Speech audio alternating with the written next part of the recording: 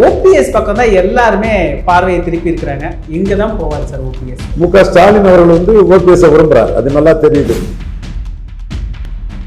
அது எடப்பாடிக்கு தலைக்கு மேல தொங்குற ஒரு கத்தியா கிடக்குது. அந்த நெருக்கடியை இபிஎஸ் கொடுக்கிறாரு. தவைக்க ஆப்ஷனை வந்து ஓபிஎஸ் பெருசா விரும்பல.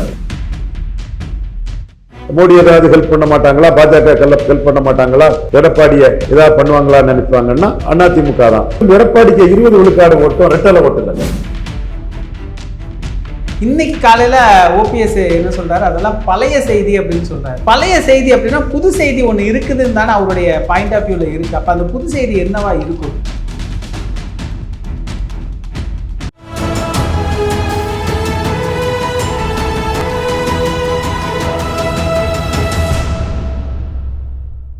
தமிழகம் நேயர்களுக்கு வணக்கம். இன்று நம்முடைய அரசியல் விமர்சகர் திரு ரவீந்திரன் துரைசாமி அவர்கள் இணைந்துள்ளார். சார் வணக்கம். சார் வணக்கம் தம்பி, எப்படி இருக்கிறீங்க சார்? நல்லா இருக்கும் தம்பி. சார், மதுராந்தகம், மோடி வருகை, அதற்கு பிறகு என்டிஏ கூட்டணி இதெல்லாமே முடிஞ்சிருச்சு கிட்டத்தட்ட. ஓபிஎஸ் பக்கம் தான் எல்லாருமே பார்வையை திருப்பி இருக்கிறாங்க. இங்க தான் போவார் சார் ஓபிஎஸ். அவர் அந்த அதிமுக பொதுச் செயலாளர் தொண்டர்களை தேர்ந்தெடுத்து பொதுச் செயலாளர் தேர்ந்தெடுக்கப்பட வேண்டும். அந்த புள்ளிக்குள்ள தன்னுடைய சட்ட போராட்டம் வெற்றி பெற்றும் வாய்ப்புகள் குறைவுன்னு தான் நான் பார்க்குறேன். பட் அவருக்கு நம்பிக்கை அதிகமாக இருக்கு. உங்கள் அஸ்ட்ராலஜி, கடவுள் அதிலெல்லாம் நம்பிக்கொள்ளுவாங்க. அதுக்குள்ள வெற்றி பெற்றலாங்கிற நோக்கம் இருக்கு.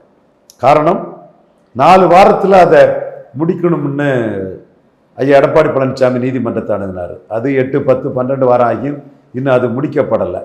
அது தொங்கலில் கிடக்குது. அது எடப்பாடிக்கு தலைக்கு மேலே தொங்குற ஒரு கத்தியாக கிடக்குது. பாஜக அதை சீட்டு பேரத்துக்கும், அது எடப்பாடி மீண்டும் பாஜக விட்டு பேரக்கூடாது, காங்கிரஸ் கூட பேரக்கூடாது, அந்த மாதிரிப்பட்ட இதுக்கும் வைக்கிறாங்களா, அல்லது ஓபிஎஸ்க்கே அதுக்கு ஒரு சாதகம் நடந்துருமாங்கிறது வந்து எனக்கே விடை தெரியலை. ஆனால் ஓபிஎஸ்க்கு பல விஷயங்கள், அவர் இறக்கப்பட்டதும், ஜெயலலிதா அவரோட டவுன் சைஸ் பண்ணப்பட்டதும், ஜெயலலிதா கன்விக்ட் ஆனதும் டக்குன்னு அவர் சிஎம் ஆனார். அந்த மாதிரி அவருக்கு ஒரு அபூர்வ வாய்ப்புகள் கிடைச்சிருங்கிற நம்பிக்கை, அவங்கெல்லாம் கடவுள் அருள் அதெல்லாம் நம்பக்கூடியவங்க, அது நடச்சிருங்கிற லெவலில் அவர் நகர்றாரு. இபிஎஸ் அப்படி ஒன்று நடந்துடக்கூடாது. உள்ள வந்தாருன்னா நம்ம தோத்துட்டோம்னா அது பிறகு நம்மளை தூக்கி போட்டுட்டு அவரை பொதுச் செயலாளர் ஆக்கிடுவாங்க. அதனால அதிமுக நான் தான், அதிமுக நான் பிடிச்சிட்டேன், இது ஏன் கட்சி, இதை தாண்டி இதுக்குள்ள ஓபிஎஸ் வரக்கூடாதுங்கிறதுல இபிஎஸ் தெளிவாக இருக்கிறார். நான் தான் சொன்னேன், கவுண்டர் பண்ணுவார். எய்தர் எடப்பாடியார் எலெக்ஷன், கலைஞர் புரட்சி தலைவர் மாதிரி ஒரு தலைவர் அவரை விரும்புவார். முடியுமா முடியாதுங்கிறது வேற, அவர் விரும்புவார். அப்போ அந்த கட்சியை பிடிச்சிட்டாரு. அதுல இன்னியும் இன்னொருத்தர் உள்ள வந்து நாளைக்கு அவரை தூக்கி போடக்கூடிய அளவுக்கு ஒரு சூழ்நிலையை அவர் விடமாட்டாரு. அதுல ரொம்ப தெளிவா இருப்பார். அது தப்பு சரிங்கிறதுல வந்து என்னை பொறுத்த அளவுல அது சிலர் என்டிஆர் வந்து ஏமாளியா இருந்து டாப்பிள் பண்ணிட்டாப்புல, எம்ஜிஆர் ஜெயலலிதா ஏமாளியா இருக்கக்கூடாதுன்னு நினைச்சாப்புல, ஜெயலலிதா சசிகலாமையார் தரப்புகிட்ட ஏமாளியா இருந்து ஆயிடக்கூடாதுன்னு நினைச்சாங்க. அப்போ இவரும் வந்து நம்ம இன்னொருத்தர் வந்து நாளைக்கு நம்ம தோத்தாங்கன்னா தூக்கி போட்டுறக்கூடாதுன்னு தான் நினைப்பாப்புல. ஜெயலலிதா நமக்கு போட்டியா வந்துடக்கூடாதுன்னு ராமராஜனை கூட்டத்தோட தூக்கி போட்டாங்க. சரத்குமார ராதிகாவை நீக்கி இது பண்ணாங்க. திருநாக்கரசண்ணனை கட்சியை விட்டு நீக்கினாங்க. கார்த்திகை கட்சிக்குள்ள சேர்க்காம பண்ணாங்க. சத்யராஜ கட்சிக்குள்ள சேர்க்கறதுக்கு விரும்பல. ஸோ போட்டியாளர் ஒருத்தர் உள்ள வந்து நாளைக்கு நம்ம தோக்கும் போது, பலகீனம் அடையும் போது அவர் லீடர்ஷிப்புக்கு வந்துருவாருன்னு எல்லாரும் நினைக்கிறது இயல்பு தான். அதுவும் ஐயா எடப்பாடியோட ஒரு மேலான இடத்துல இருந்தவர் ஐயா ஓபிஎஸ் அவர்கள். அதனால எடப்பாடி அவர்கள் அலர்ட்டா இருக்காருன்னு எடுத்துக்கலாம். ஓபிஎஸ் அவர் நம்மளை சேர்க்காம தடுக்கிறாருங்கிறத மக்கள் மத்தியில கொண்டு போறாரு. இப்ப அவரு அதிகார மையத்துக்குள்ள வரணும்னா திமுக கூட்டணிக்குள்ளதான் வரணும். அது ஒரு அதிகார வாய்ப்புகள் அவருக்கு கிடைக்கும். அதுக்கும் திமுகவில் உள்ள 2ஆம் கட்ட அமைச்சர்கள் மத்தியில சில ரிசர்வேஷன்ஸ் இருக்குது, நம்ம இல்லைன்னு சொல்ல முடியாது. ஆனா இங்க வந்துட்டாருன்னா ஒரு ஆளுங்கட்சி அதிகார மையத்துக்குள்ள வந்துடலாம். எடப்பாடி கூட போய் அவர் அதிகார மையத்துக்குள்ள வர முடியாது. எடப்பாடி கூட போனா பிடிநிலையோட போனோம். 50-50ங்கிற பிடிநிலைக்கு எடப்பாடி சம்மதிக்க மாட்டார். பிடிநிலை இல்லாமல் எடப்பாடி கூட போனா அடுத்த நாளே ஓபிஎஸ் அவர் உரம் கட்டிடுவாரு, அசிங்கப்படுத்திடுவாரு. இப்ப டிடிவி தினம் போயிருக்காருன்னா ஒரு அமமுக தனி கட்சி, எடப்பாடிக்கும் அதுல ஒன்றும் பெரிய டேஞ்சர் இல்லை, அதாவது பெரிய த்ரெட் இல்லை. ஸோ இவர் தனி கட்சி தானே, அந்த கட்சிக்கு கொஞ்சம் சீட்டு கொடுப்பாரு, தோக்குற மாதிரி சீட்டு கொடுப்பாரு, அந்த மாதிரி ஏதாவது டீல் பண்ணிக்குவாருங்கிற இதில் அது இருக்குது. இது உள்கட்சிக்குள்ள வந்தாருன்னா அது சிக்கல் பிடிச்சதையே மீண்டும் பிடிய விட்டு கட்சியே கை நழுவி போயிடக்கூடாதுன்னு இபிஎஸ் நினைக்கிறாரு. பிடிய விட மாட்டார். இன்னைக்கு சொல்லல, அதை 8 வருஷமா சொல்லிட்டு இருக்கிறேன். அப்ப நான் சொல்லும் போதெல்லாம் எல்லாரும் என்ன சசிகலா தான் எல்லாம்னாங்க. அதுல எடப்பாடி ஸ்டாலின் அடுத்த ஒரு தலைவரா டிஸ்டன்ஸ்ல ஆயிட்டாரு. இப்போ ஓபிஎஸ்க்கு கட்சியில இடம் இல்லை அப்படின்னு இபிஎஸ் அப்பவே மறுப்பு தெரிவிச்சிட்டாரு. இன்னைக்கு காலையில ஓபிஎஸ் என்ன சொல்றாரு, அதெல்லாம் பழைய செய்தி அப்படின்னு சொல்றாரு. பழைய செய்தி அப்படின்னா புது செய்தி ஒன்று இருக்குதுன்னு தானே அவருடைய பாயிண்ட் ஆஃப் வியூல இருக்கு. அப்ப அந்த புது செய்தி என்னவா இருக்கும்?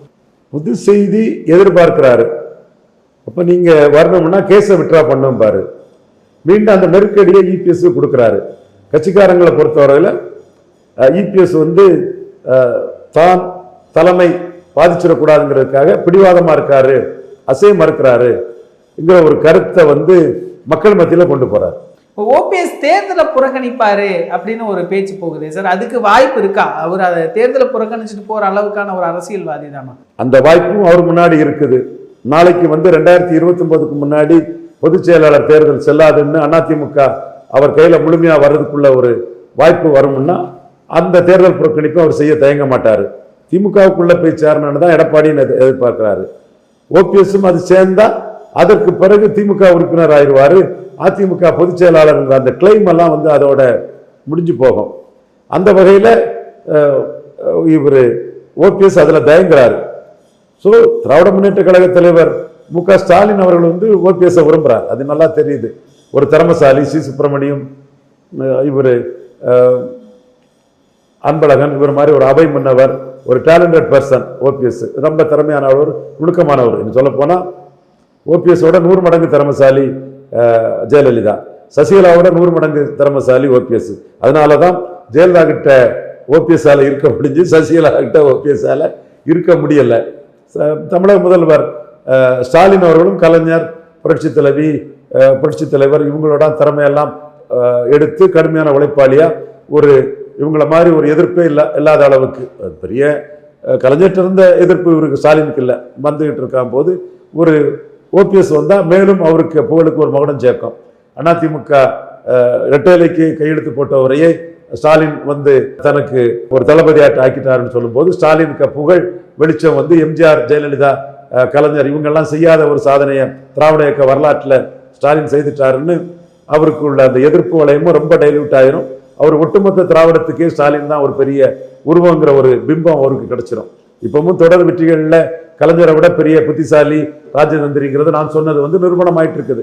இன்னைக்கு இந்தியா டுடே கருத்து கணிப்பு பாருங்க, 45 விழுக்காடு வரும், 10-12 விழுக்காடு ஓட்டு அதிமுக அணியோட ஸ்டாலின் மேல நிற்கிறாருன்னு சொல்லி இந்த மற்ற லோக்கல் டுபாக்கூர் கருத்து கணிப்பெல்லாம் தலைகளை கட்டி தொங்க போட்டுட்டு இந்தியா டுடே காரன் போயிட்டான். அப்போ அந்த உயரம் ஸ்டாலினுக்கு ஒரு லீடர்ஷிப்புக்குள்ள இருக்குது. நான் இந்தியா டுடே கருத்து கணிப்பும் சீமானுக்கு எதிராக தான் இருக்காங்க. சீமான 8 விழுக்காடு உள்ளவங்களும் ஒரு கட்சியை வைக்கல. சீமான் 8 விழுக்காடு இந்தியா டுடே சொல்லல. பட் திமுக அதிமுகவுக்குள்ள 19-24 சொன்னதெல்லாம் கரெக்டா இருக்கும் போது இதுவும் கரெக்டுங்கிற அடிப்படையில நான் நியர்பை ட்ரூத்தா இருக்கும் அடிப்படையில் என்னோட கருத்து 45 விழுக்காடு ஸ்டாலின் வருவாருங்கிறத என்டால்ஸ் பண்ணும்போது அதை நான் மென்ஷன் பண்ணி பேசுறேன். ஸோ ஓபிஎஸ் போன்றவங்க எல்லாம் ஸ்டாலின் தலைமை ஏற்கும் போது ஸ்டாலினுக்கு உயரம் திராவிட இயக்க வரலாற்றில், திமுக அதிமுக வரலாற்றில் ரெட்டலைக்கு கையெழுத்து போட்டு கொடுத்தவரே உதயசூரியன்ல நிற்கக்கூடிய அளவுக்கு வந்துட்டேன்னா ஸ்டாலினுக்கு ஸ்டேச்சர் பெரிய அளவு உயர்ந்துடும். ஸோ அதற்கு தக்கன ஸ்டாலினும் ஓபிஎஸ்க்கு உரிய மரியாதை கொடுக்க வாய்ப்பு உண்டு. ஸோ தாவேக்காவுக்கும் போகலாம். பட் தாவேக்கா ஆப்ஷனை ஓபிஎஸ் பெருசா விரும்பல. தாவேக்காவே நிற்பாங்களா, தாக்கு பிடிப்பாங்களா, மோடி அடிக்கிற அடியில நிற்பாங்களா மாட்டாங்களாங்கிற ஒரு இது உண்டு. நம்ம ஒரு பழைய ஒரு சம்பவம் சொல்லலாம். 2021 ஓபிஎஸ்க்கு ஆதரவாளர்கள் 15 பேர் முக்கிய பிரமுகர்கள் வீடுகளில் ரெய்டு நடந்தது. அது இன்னும் ஓபிஎஸ் தரப்பு இபிஎஸ் தான் தூண்டி விட்டதாட்டு ஒரு தரப்பு இருக்குது. டெல்லியில இருந்தே சசிகலாவுக்கு ஆதரவாளர் இவருன்னு அதனாலதான் அந்த ரெய்டு நடந்துங்கிற ஒரு பார்வையும் நம்ம டீம்ல உள்ள நண்பர்களும் சிலரும் சொல்றாங்க. அந்த சூழ்நிலை பார்க்கும்போது விஜய் கிட்ட சேரக்கூடியவங்களுக்கும் டெல்லி தலைமையோட சூட்டை தாங்க வேண்டியது இருக்கும், ஆபத்து வரும். ஜேபிஆர் குழுமத்தை சேர்ந்தவங்களாம் ரொம்ப இதா இருக்காங்க. விஜய்க்கு படம் ரிலீஸ் ஆகல, சிக்கல் ஆகுது, சிபிஐ சிக்கல் பண்ணுது, ஐடி சிக்கல் பண்ணுது.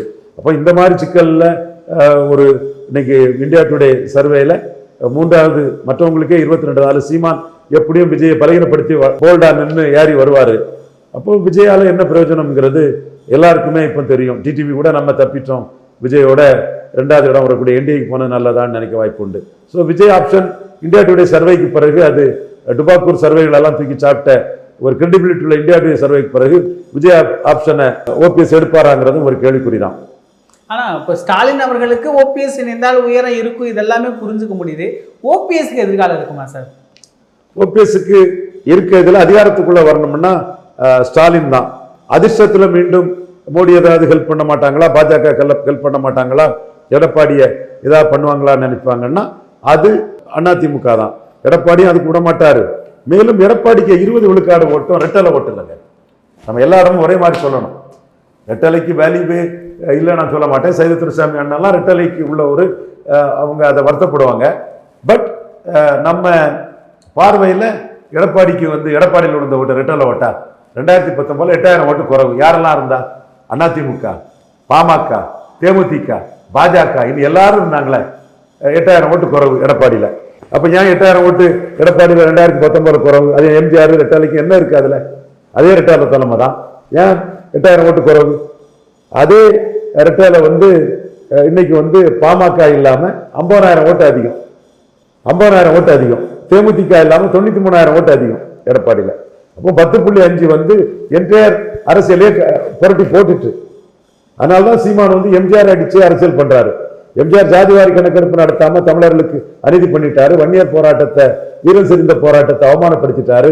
முத்தரையர், யாதவர், செங்குந்தர், உடையார், வண்ணார், நாவிதர், குயவர் போன்ற பல தரப்பட்ட தமிழ் சமூகங்களின் எழுச்சிய மலையாளி மேனன் எவ்வளவுன்னு தெரிஞ்சிடும்னு ஜாதிவாரி கணக்கெடுப்பு நடத்தாம மக்களை ஏமாத்திட்டாருன்னா எம்ஜிஆரை தாண்டி இஷ்யூஸ் போயிட்டு, எம்ஜி ராமச்சந்திரனை தாண்டி இஷ்யூ போயிட்டு, எம்ஜிஆர் ஊழல் பெருச்சாலின்னா எம்ஜிஆர் ஆட்சின்னு கமலஹாசன் சொன்னா எம்ஜிஆர் ஊழல் பெருச்சாலி, சாராய வரிகளை கல்வி தேர்ந்து ஆக்கினாருன்னு சீமான் அடிக்கிறாரு. ஜெயலலிதாவை நீங்க வீரப்பன் என்கவுண்டர் சரின்னு எடப்பாடியில் இருக்க முடியுமான்னு எடப்பாடிகிட்ட கேட்கிறார். ஸோ அந்த வாக்கு சதவீதம்ங்கிறது எம்ஜிஆர் ஜெயலலிதா பேஸ் பண்ணி தான் இருக்குதுன்னா, ரெட்டால 38 விழுக்காடு சேலம் கிடைக்கும் போது ஏன் ரெட்டால 8 விழுக்காடு திருநெல்வேலி போகுது? ஸோ இதிலெல்லாம் மாறிட்டு. இப்போ ஜெயலலிதா உயிரோடு இருக்கும்போது 1 விழுக்காடு எடுத்த சீமான் புதுச்சேரியில் ரெட்டாலையை 4வது எப்படி தள்ளினாரு? ஜெயலலிதா உயிரோடு இருக்கும்போது நோட்டா கிளப்பான சீமான் உழவங்கோட்டில் எப்படி 4வது தள்ளலாம்? இதைத்தான் ரங்கராஜ் பாண்டே சர்வே பார்ட்டிகள்லாம் இப்படி ஒன்று நடந்திருக்குங்கிறத சொல்லிக்கிட்டு உன் சர்வே போடு, உன் நாணயத்தை காட்டு, மோசடி பண்ணக்கூடாதுங்கிறத நான் சொல்கிறேன். ஸோ அந்த டைனமிக்ஸ் பெரிய அளவில் மாறிட்டு. அந்த வகையில் அனைத்து சமூக மக்களாலும் ஒரு அனுதாபத்தோடு பார்க்கக்கூடிய ஓபிஎஸ், முக்குலத்தோர் சமூகத்தில் பெரிய உயரத்தில் வந்த ஓபிஎஸ் தான் ஸ்டாலினுக்கு தேவை. பட் அது வரும்போது நீங்க திராவிட இயக்கம் இருக்குது. இன்னைக்கு தந்தை பெரியார் சீமான் போன்றல் விமர்சிக்கும் போது, பெரியாரோட ப்ரொடெக்டரா ஸ்டாலின் இருக்கும் போது, திராவிட இயக்கம் பெரியார் விமர்சிக்கிறாங்கன்னு சொல்லும் போது ஓபிஎஸ் அதுக்குள்ள போகலாம். மற்ற திமுக தலைவர் கலைஞர் அவரை விட ஒரு பெரிய உயரத்துக்கு வந்திருக்கக்கூடிய ஸ்டாலினுக்கு ரெட்டலைக்கே கழுத்து போட்டு கொடுத்தவர் உதயசீரன் நின்றுட்டாருன்னா ஸ்டாலினுக்கு அது பெருமையும் புகழையும் சேர்க்கலாம். அரசியல் ரீதியா முக்குலத்தோர் பிற ஜாதியோட எதிர்ப்பு இல்லை ஓபிஎஸ்க்கு. அதான் பெரிய இது. ஓபிஎஸ்க்கு முக்குலத்தோர் தான், பட் பிற ஜாதிகள் எதிர்ப்பு இல்லை. செம்மநாட்டு மறவர் சாப்பிட்டான ஆளு, நல்ல எல்லாரோடையும் அரவணைச்சு, தெலுங்கு தாய்மொழி மக்கள்னாலும் சரி, தேவேந்திர குல வேளாளர்கள்னாலும் சரி, அந்த பகுதியில் நம்ம பார்க்குறோம்ல. ஸோ அப்போ ஒரு எதிர்ப்பு இல்லாத ஒரு செல்வாக்கானவர் நமக்கு கெயின் தாங்கிறத ஸ்டாலின் பார்க்கலாம்.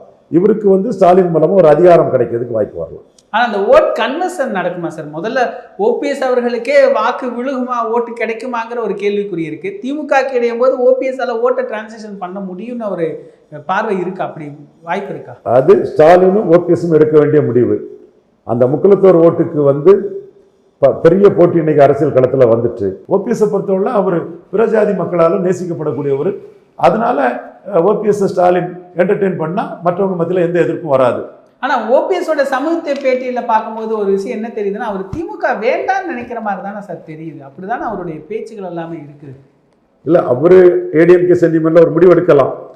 நான் சொன்னேன் ஏடிஎம்கே சென்டிமெண்ட் கூட 10.5 சென்டிமெண்ட், தேவேந்திர குல வேளாளர் பேர் மாற்ற சென்டிமெண்ட், இந்த சென்டிமெண்ட் தான் மேலே நிற்குது. இப்போ நாங்கள் நாடார் சமூகத்தை சேர்ந்தவங்க பலமுறை டெல்லிக்கு போனோம். மோடி எங்களுக்கு வராத வந்த மாமனியாக கிடைச்சதுனால மோடியை பயன்படுத்தி இவங்க ராகுல் காந்திக்கு ஆட்கள்னு சொல்லி நடராஜனை அரசியல் ரீதியாக வீழ்த்துறதுக்கு நாங்கள் செயல்பட்டோம்னா அது காரணம் ஏடிஎம்கே சென்டிமெண்ட்டுக்குள்ளேருந்து நாங்கள் வரல. ஜெயலலிதா அனைத்து ஜாதிக்கும் பொதுவான ஒரு பொதுத்தள தலைவர். சசிகலா வந்ததுமே குந்தவை நாச்சியார்னு சகோதரர் நாஞ்சில் சம்பத் எல்லாம் பேசினார்னு சொல்லும்போது அதோட தன்மைகள் வேறையா போகும்போது எங்களுக்கும் நடராஜனை பொறுத்தளவில் மறவர் சமூக சகோதரர்களை நாடார்களுக்கு எதிராக நெல்லை மாவட்டத்தில் திருப்பினார்.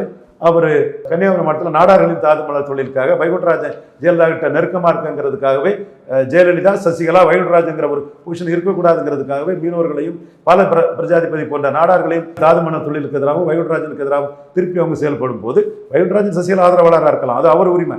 நாம நடராஜன் இந்த மாறிப்பட்ட செய்யும் போகும்போது நான் கண்ணன் கோசல்ராம் எல்லாரும் சேர்ந்து இவங்களை வீழ்த்துன்னு சொல்றதுக்கு அதிமுக அரசியலுக்கு இதுக்கு சம்பந்தம் இல்லை. அதிமுக அரசியலுக்கு எந்த சம்பந்தமும் இல்லை. ஜெயலலிதா கிட்ட நான் வச்சு பதவிக்கே வரமாட்டேன்னு சொன்ன சசிகலா தானே அதை பதவிக்கு வந்தாங்க, எல்லாரும் ஏற்றுக்கிட்டாங்கல்ல. அப்போ அரசியலுங்கிறது அதிகாரம் சார்ந்தது, அதிகாரம் சார்ந்தது. அதிகாரம் யாருக்கிட்ட போறதுங்கிறது. ஓபிஎஸ் மீண்டும் அதிகாரப்படணும்னா அது ஸ்டாலினால தான் முடியும். அவர் பாப்புலர் முக்குலத்தோர், சிஎம்மா இருந்தவர், மற்ற ஜாதிகளால் ஏற்றுக்கொள்ளப்பட்டவர். ஸ்டாலின் கிடையாது 45 விழுக்காடு ஓட்டு அவருக்கு வருங்கிறத தினத்தந்தி கருத்து கணிப்புகளை பார்த்தோம். நம்மளே அவர் ரிசைன் பண்ணாமல் இருந்தால் காமராஜ் மாதிரி ஒரு மக்கள் தலைவராக வருவாங்கிறத மனப்பூர்வமாக சொன்னோம். இப்போ நீங்கள் இதை தான் பார்க்கணும். ஓபிஎஸ் ரிசைன் பண்ணாமல் இருந்தால் காமராஜ் மாதிரி மக்கள் தலைவராக வரும்னு சொன்ன நாம தான் நடராஜன் 2 பிரைம் மினிஸ்டரை கமாண்ட் பண்ண காமராஜர் முள்ளிவாக்கல் முற்றத்தில் ஒரு தமிழரை இருட்டடிப்பு பண்ணுறதுக்கு நாம இவங்க ராகுல் காந்தி ஆளு இந்திரா காந்தி ஆளுன்னு மோடி கிட்ட நம்மளோட ஃபைட்டை கருத்துருவாக்கத்தை நம்ம அங்கே பண்ணணும்னா நாம நியாயமாக நடக்கிறோம், உண்மையாக சொல்கிறோம். ஸோ ஓபிஎஸ் ஸ்டாலினுக்கு ப்ளஸ் தான், முக்குலத்தர் கம்யூனிட்ட ப்ளஸ் தான், மற்ற ஜாதியிலும் எதிர்ப்பு இல்லைங்கிறதா 100க்கு 100 உண்மை. நிகழ்கால அரசியல் குறித்து பல தகவல்களை பகிர்ந்து கொண்டதுக்கு நன்றிங்க சார். நன்றி. இதே போன்று நிகழ்கால அரசியலின் சாரம்சங்களை அரசியல் ஆளுமைகளின் நேர்காணல் வழியே தொடர்ந்து காண தமிழ் நிறம் வலையொலியை சப்ஸ்கிரைப் செய்யுங்கள். தங்களின் மேலான கருத்துக்களை கருத்துளை பெட்டியில் பதிவிடுங்கள். நன்றி, வணக்கம்.